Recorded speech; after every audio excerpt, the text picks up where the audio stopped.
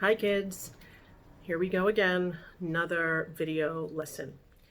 Today I'm going to review what we did last time, and I'm going to discuss 4 weather variables: temperature, pressure, humidity, and dew point. Now, again, I'm going to review, but what you're going to need is a blank piece of paper to copy some notes on, and your reference table, of course. First, let's review. I'm going to bring you over here. This slideshow has already been shared with you, but I'm going to kind of go through it again to make sure you remember that, first of all, the atmosphere was not always rich in oxygen. Weather and climate are not the same. Weather is short-term at a specific location and time. Climate is long-term. Meteorology is the study of the atmosphere, and of course, if we're going to study weather, we have to study the entire atmosphere. But remember, only the troposphere has weather in it, and when we talk about weather, we're really talking about water vapor and all the things that come with it, like lightning. We're going to talk about weather maps like this, and this is just review. You'll recall temperature, pressure, water vapor concentration in this chart on page 14 of your reference table. I hope you can see this all right. I apologize. I can't seem to zoom in with this cell phone. This is a weather station. These are the weather variables that we're going to talk about today: temperature, pressure, humidity, and dew point. And they're all very interconnected. One affects the other. So again, let's talk about what we use to measure temperature. We use a thermometer. There are 3 units: Fahrenheit, Celsius, and Kelvin. Please remember how a thermometer works. This picture is going to be important for today's lesson because this is what a typical thermometer looks like. And you know how there's this round part right here? This is called the bulb, like a light bulb. It's called a bulb. That's going to become important later in today's lesson when I show you a new instrument that involves 2 thermometers with bulbs like this, not digital thermometers, old school thermometers like this, whose fluid expands with heat and contracts with cold. And this bulb is going to be important later. Okay, remember that in your reference table, you're going to need to be able to convert between Fahrenheit and Celsius. All you have to do, and Kelvin, all you have to do is read across the page. Please remember what Kelvin is based on. It is a theoretical temperature, absolute zero, where all motion stops. When I made your 8 questions that, by the way, are due today, there was a question I was looking for. I just didn't see it in Castle Learning, but I've seen it on other Regents exams. And the question stated, which of the following instruments measures the kinetic energy of atoms? And your options were a barometer, a thermometer, an anemometer, or a telescope, something ridiculous. Which one measures the average kinetic energy of motion? And the answer is a thermometer. Remember that thermometers measure motion. Heat is the result of motion, and temperature is just the measurement of that motion. And so this was that fun little graphic I found between Fahrenheit, Celsius, and Kelvin. You can revisit this at your own leisure. Remember that pressure, barometric pressure, bar means pressure, and that pressure is simply caused by the weight of the atmosphere. And it's measured also in different units: millibars, bar, pressure, and inches of mercury. Hg is mercury. These are also barometers, and as I had discussed, pressure can push the fluid down a tube, or when pressure is relieved, it can expand back up the tube. These are mercury barometers. Okay, let's get into it. These numbers you must know: average air pressure at sea level, 1013.2 millibars, 29.92 inches, 1 atm, 1 atmosphere. Please commit these to memory. They are in your reference table, but it doesn't say it quite like this. Your reference table says 1 atmosphere on page 14, but these 2 numbers are hard to read on this page. It doesn't quite say 1013.2. It's hard to see that. It doesn't quite say 29.92. But those are numbers you should know. So please commit that to your noodle. All right? And this was the last thing, one of the last things we kind of left off at. The higher the pressure, the nicer the weather, and the lower the pressure, the cloudier, rainier, wetter the weather is. And today I'm going to explain to you why. Okay? Make sure you have your reference table available. And this is where I want to pick up. Temperature affects pressure. And temperature and pressure together determine the weather, which is amazing.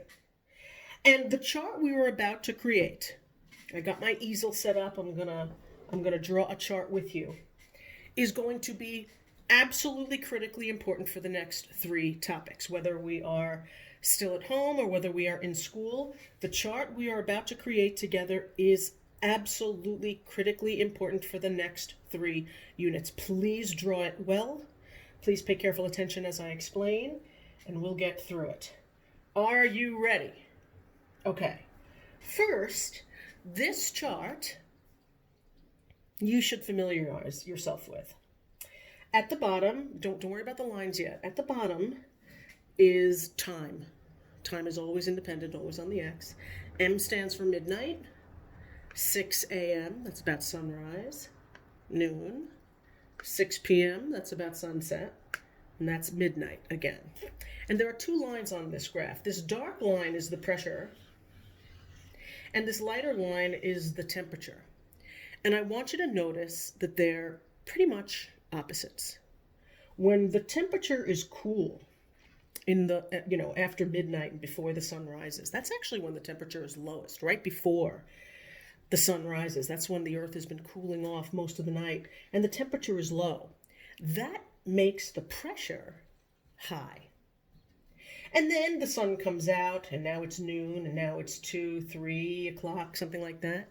Generally speaking, on an average day, right around 3 o'clock is when the temperature is the highest during the day, because it took some time for the sun to come out and to warm up the earth, and a little bit after noon, maybe 2 or 3 o'clock is when the temperature is highest, and that is when the pressure is lowest.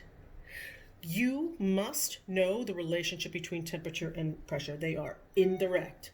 When the temperature is high, the pressure is low. When the temperature is low, the pressure is high. They are indirect. You must know this. Temperature and pressure are indirect. You got it? Okay. Now I'm going to show you why. I'm going to put this aside for a minute, but I'll come back to that. Let me show you how temperature and pressure affect weather. Move this closer. Make sure you guys have a decent view. Okay. What we're going to do is we're going to draw a T. All right, I taped 2 pieces of paper together. All right, you should too. Just make sort of like a T chart. All right, just like that. I hope you could see this all right. And what I'm going to do is I'm going to make 2 boxes, and I'm not quite going to touch the bottom. I'll explain why later. Let's just make 2 boxes on top. In one of those boxes, I'm going to draw air molecules. Those are air molecules. So this is a box of air. And I'm just going to make a bunch of air molecules. And you notice I'm drawing them together. And on this side of the T, I'm also going to draw a box of air molecules, except I'm going to make them a little further apart. Easy enough? My question to you is, based on the way I drew them, based on everything you know about the way a thermometer works, not a digital thermometer, a bulb thermometer, the way I drew these, which do you think is warm air and which do you think is cold air? Do you think the left is warm air or do you think the left is cold air? Observe and infer. If you got it right, this is cold air. We'll call it cool air. We'll call it cool air. Which of course makes this warm air. Now, if I were to ask you why is this one definitely cool air just by the way I drew it? The one thing you should recognize is the way it is drawn. Cold contracts. Just like the fluid in a thermometer that all comes together in that bulb when the air is cold, and just like the fluid in that thermometer, it spreads out and goes up the thermometer when it is warm, this has to be the cool air because the air is contracted. And you see how I'm kind of trying to write it squeezed? This is cool air. We know it's cool air because it is contracted. This, on the other hand, has to be warm air because it is the opposite of contracted. It is expanded. Warm air expands and it spreads out. So it is expanded. You could tell that just by looking. This alone will help you with the coming units. Now, this is cool because it is contracted. If it is contracted and you were standing under this, I'm going to draw a tiny little man standing under that. Pretend that's a little man. Let's not make this a box of air anymore. Let's pretend that this is a body of air above somebody standing outside at, say, sea level. And I'm going to draw another little person standing over here under a body of air, also at sea level. Which body of air do you think is denser? Try to recall what density is. Density is how much mass is in a certain volume, how much stuff is in a certain amount of space. So which of these is a denser body of air? I hope you are all saying the cool air. This is denser. There's just more stuff in this space. It is denser. And because it is denser, 3 dots, thus or therefore. 3 dots means thus or therefore. Because it is denser, it actually weighs more. Does that make sense? It's cool. Because it's cool, it's contracted. Because it's contracted, it's denser and weighs more. This is warm air. It's expanded. It's like relaxed. It's all spread out. It's expanded. Therefore, it is less dense. You should be copying this. And therefore, it weighs less. Is that easy enough so far? Well, if this is cooler air, and it's contracted and therefore is dense and weighs more, and you're standing right there, do you think that body of cool, contracted, dense air exerts higher or lower pressure? Remember, pressure. Pressure is simply caused by the weight of the atmosphere. And so, do you think this is going to exert higher or lower pressure? I'm hoping right now you're all saying higher. This is what high pressure looks like. It exerts higher pressure, because it is cool, it is contracted, it's denser, it weighs more. And this is therefore lower pressure. Why is it lower pressure? Because it weighs less. It's spread out. It's less dense. Now I'm going to add something to this. Let's say that out here somewhere outside of this body of air, there are some water vapor particles.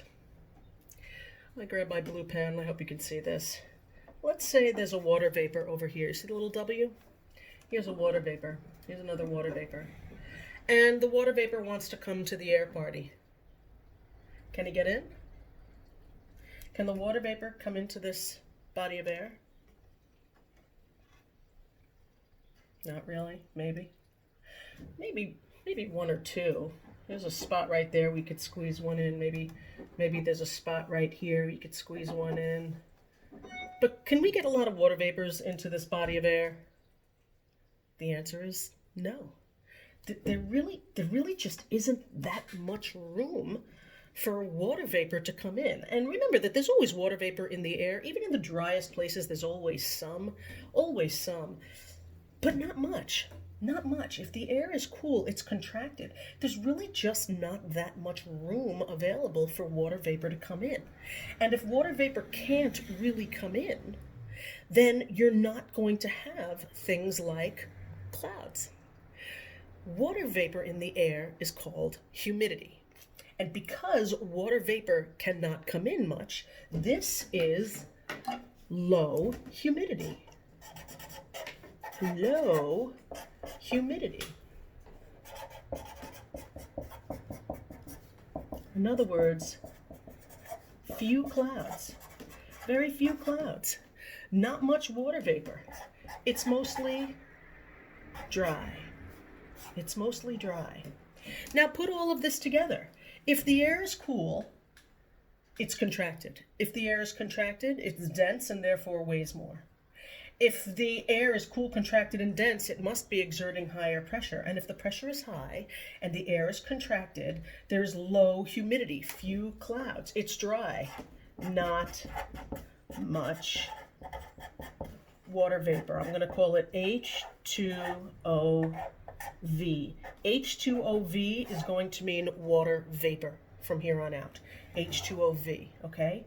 Not much water vapor. So I want you to picture what this would look like in the sky. What would the weather be like on this day? It's kind of cool out. It's high pressure, low humidity, and few clouds. What's it going to look like if it's low humidity and few clouds? I'll tell you what it's going to look like.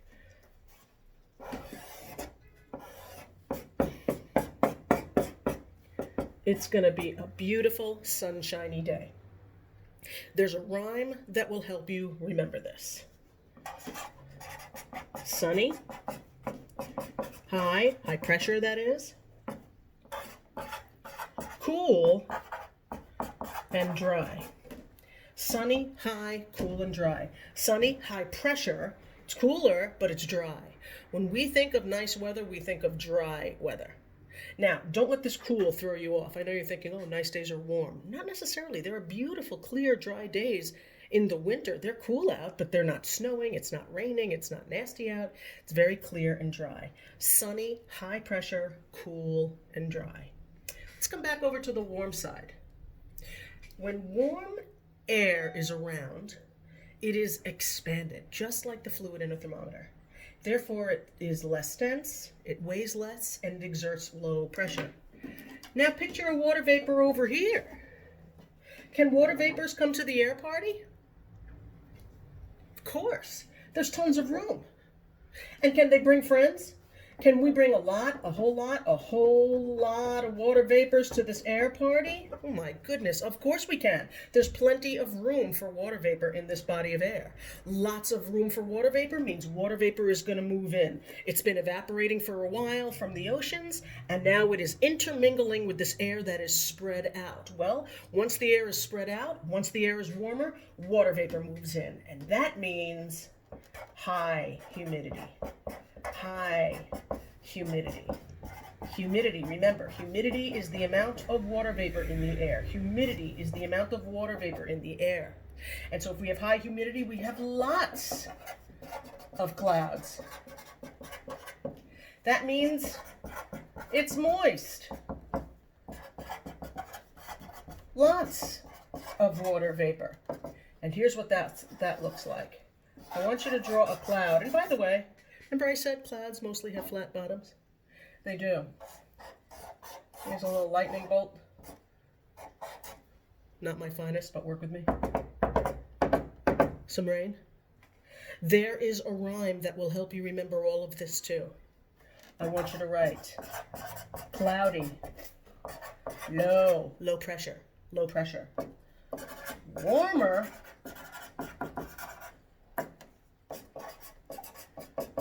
rain, or snow. Sunny, high, cool and dry, high pressure. Cool and dry, cloudy, low pressure, warmer, rain or snow. Sunny, high, cool and dry, cloudy, low, warmer, rain or snow. You should commit this to memory. This, you gotta know. And if you can remember this for the next 3 units, the next 3 units will be easier. This is going to come up over and over and over again, and I'm going to add to this drawing in later units, but this is critically important. Kids, if you have any questions on this, hit me up, send me an email, send me your phone number. I'll be happy to call you. We can talk. I'm here for you. I really am. But you gotta know this. Are you with me? I hope so. Now, there's something I want to be very clear about. It's not that this is cool and this is warm. This is not winter and this is not summer. This is Wednesday and Thursday of any season. So let me be clear. Let's say that we were talking about a day in January, dead of winter. This is very cold air, and this is air that is cold. It's just warmer than this air. So let me tell you what I mean. We're in the middle of winter. It's January. This could be a day that is 25 degrees Fahrenheit. That's very cold. It's well below freezing, 25 degrees Fahrenheit. It's very cold. It's contracted, but it is clear and it is sunny outside. It's cold, but it's dry. It's not snowing. 25 degrees. This could be something like 28 degrees, 29 degrees, 30 degrees. It's not warm, it's just warmer than the 25-degree air. And that slight change is enough to allow water vapor in, and it would make it snow. At those temperatures, it would fall as snow, not as rain. So this could be 25 degrees, this could be 29 degrees. Those 4 degrees is the difference between a very sunny day in the winter and a snowy day in the winter. Does that make sense? Now let's pretend that these are Tuesday and Wednesday of the summer. Let's say it was a beautiful August summer day, right? On this August day, I'll start with the cool again. On this August day, maybe it was 85 degrees. 85 degrees is not cool. It's warm. It's very warm. 85 degrees, very warm. But this might be 90 degrees. So on this day where it was 85, the air was cooler.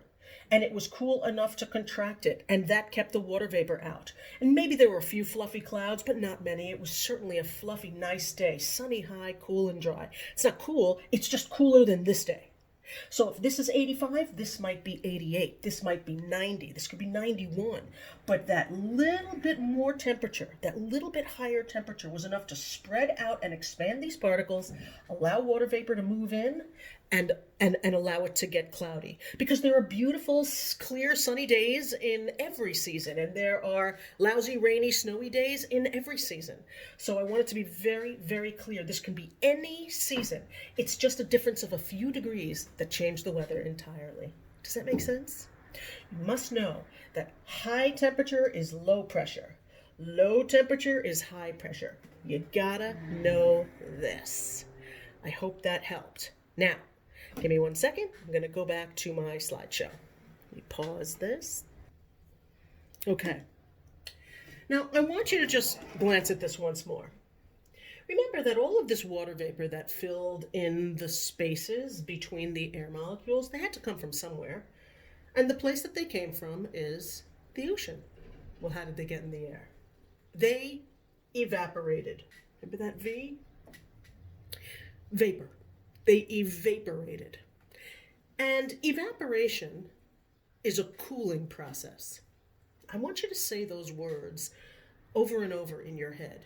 Evaporation is a cooling process. Now, you already know this for sure. For example, if you took a hot shower in your heated home and you got out of the shower, you instantly feel kind of cool. Why? Because you're wet, and that water is evaporating. Even though it's warm water, even though the room is warm, it feels cool because you are wet and the water is evaporating. And as that water turns into vapor and leaves your body, it is a cooling process. Evaporation is a cooling process. And at some point, you can only fit so many water vapors into this until it gets totally full. When it is full, when you put in too many, that's the point it's going to rain or snow. When it is full. That point of fullness is called the point of saturation. And that has a name. That's called the dew point. Now, let me try to get this a little closer so that you can see what's going on here. Okay. Let's continue. Evaporation is a cooling process. Like I said, at some point, the air cannot hold any more water because it's saturated. This point of saturation is called the dew point. And the dew point has a definition. It's actually a temperature. The dew point is a temperature. It is the temperature the air must be cooled to become saturated. So yes, this was warm air. And as those water vapor molecules began moving in, it started to cool off the air. You guys see that still? It started to cool off this body of air. And so, at some point, the more water vapors you put in here, the air becomes cooler. You know this. You've been outside when it starts getting cloudy and maybe it starts to rain. It feels cooler because that water vapor is starting to cool off the air. And of course, if the temperature drops below the dew point temperature, the water vapor is no longer vapor. It condenses into liquid or solid water, and it rains or snows. Cloudy, low, warmer rain or snow. Now, this odd-looking instrument is called a sling psychrometer. Say it with me now. A sling psychrometer. Very fancy, right? A sling psychrometer is such an easy piece of equipment. Don't be intimidated. All this is 2 thermometers. That's all it is. It's made out of 2 thermometers that are kind of tied together. I'm going to show you another picture of one in a moment. One of the thermometers is a wet bulb, and one of them is a dry bulb. Remember what I talked about before, about what the bulb looks like? Hold on, I'm bringing it back. These are the bulbs. Well, one of them is a dry bulb. In other words, it's just a normal thermometer. And the other one has a little piece of cloth wrapped around it that we intentionally get wet. One is a wet bulb, one is a dry bulb. Together, we call the instrument a sling psychrometer. Now, what you do is you hold on to one end and you literally twirl it through the air. You literally twirl it through the air. That's why they call it a sling psychrometer. And as we twirl it through the air, the dry bulb thermometer is just going to record the air temperature. It's dry. So you could take a thermometer and go like this with it, and so what? It's just going to measure the air temperature. But if you have a wet thermometer, you tell me which one will always register a lower temperature, the wet bulb or the dry bulb. I'm hoping you're all saying the wet bulb. Right, because it's wet and it's evaporating, and evaporation is a cooling process. You must know evaporation is a cooling process. If you were to touch your finger with a droplet of water right now, you would be able to feel how cool it is because the water is evaporating, and evaporation is a cooling process. Well, based on the difference between the readings of the wet and the dry bulb temperatures, we can determine what is the dew point temperature? What temperature does the air have to be cooled to become saturated and to rain? This is how meteorologists make these predictions. We know when it's going to rain. All we have to do is measure the dew point temperature. So let me show you how this is done. Here's another sling psychrometer, and if we were in class right now, I'd be passing these around. I have a whole bunch of different types of psychrometers. Here's the handle.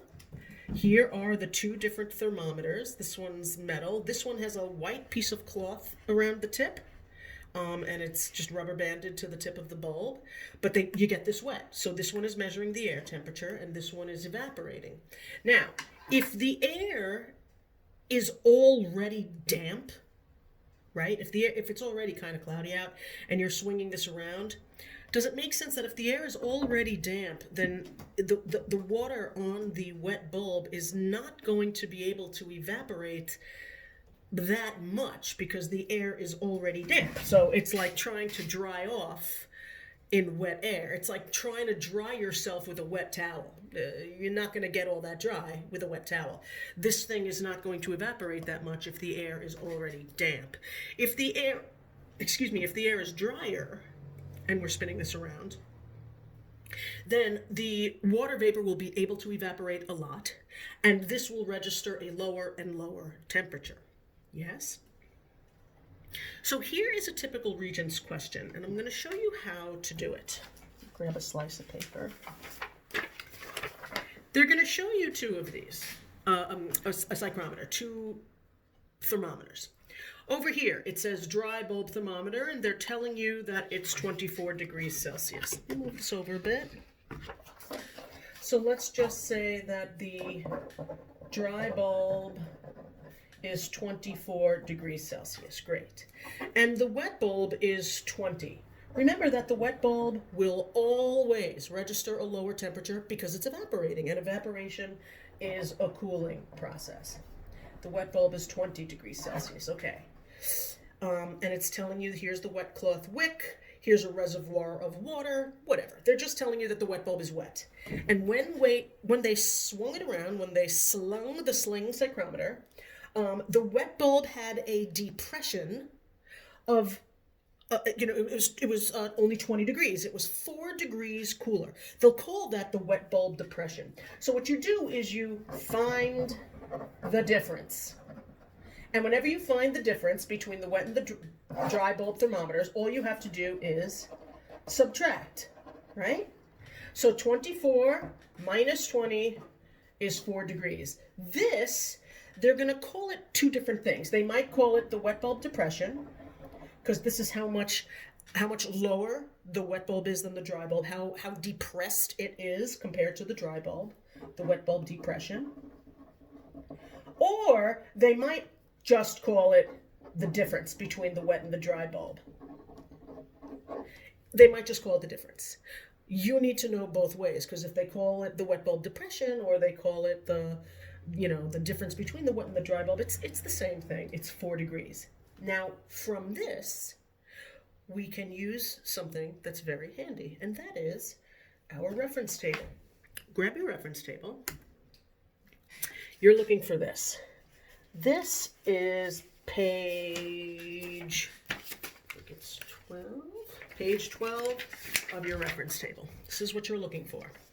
Now, I put both charts in the slideshow because I want you to see how alike they look on the page. These look like the same chart. And if you look quickly, you can easily mistake them for being the same thing. They are not the same. This chart is called dew point, and we're only going to be talking dew point today. This is called relative humidity. Please make sure you are only looking at the dew point chart, not the relative humidity chart. This is what we're focusing on today. All right, I'm going to put this down. Ooh, what is this?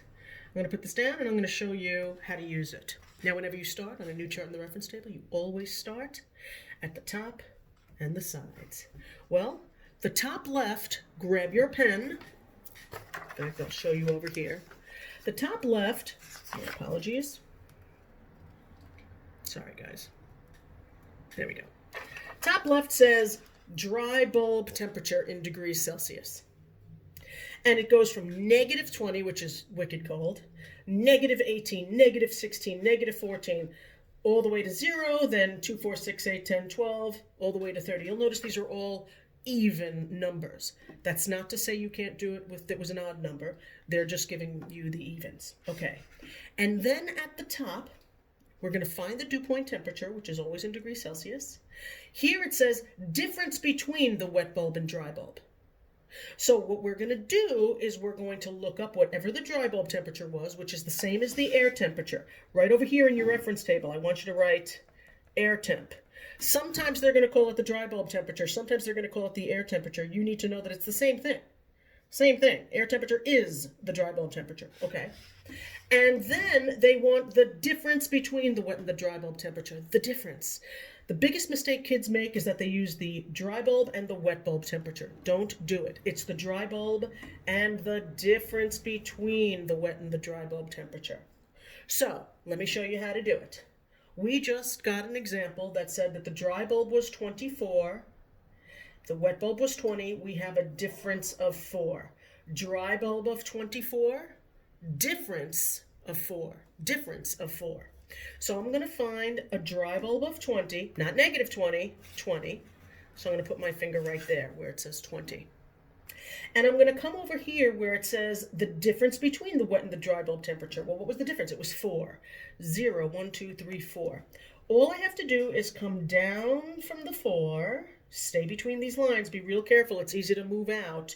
Stay between these lines and come over with the 20 and bring them together. From there, I can determine that the dew point temperature is 14 degrees Celsius. 14 degrees Celsius. Well, what does that mean? Here's what it means.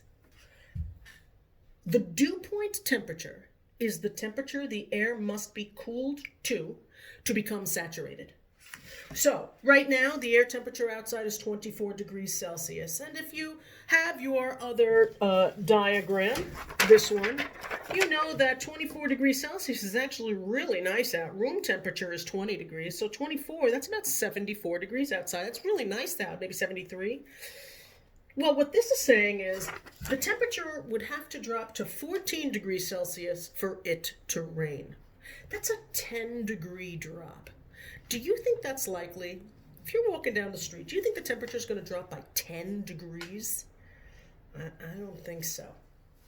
So one of the things you must know is that the closer together the air temperature and the dew point, the more likely it is to rain. I'm going to say that again. The closer together the air temperature and the dew point is, the more likely it's going to rain. In fact, I'm going to add that into this slideshow, and I'm going to write it kind of big so that you really feel me and I'm making myself clear. Let me pause this for a moment. Okay.